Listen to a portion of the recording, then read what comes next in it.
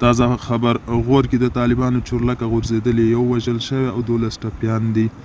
سلام، وخت مو بخیر. پام وکړئ د نن ورځې تازه او مهم خبر ته. په افغانستان کې د طالبانو حکومت دفاع وزارت وایي نن سهار چهارشنبې د دوی د هوایي ځواک یو MI-12 ډوله الوتکه لیدلې ده. طالب چارواکي وایي دغه الوتکه په هریرود کې د یو مسافر وړونکي موټر د قربانیو د جسدونو له اخیستلو لپاره هلته لېږل شوې وه. دغه الوتکه له تخنیکي ستونزې وروسته د بیړنۍ ناستې پر مهال له دیوال سره ټکر شوې او غورځېدلې ده.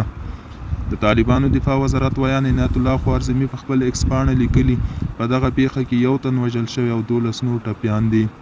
په وروستیو کې د افغانستان په یو شمېر ولایتونو کې له سیلاب ځپلو سره د مرستې لپاره هم له هوایي ځواکه کار اخیستل شوی ده.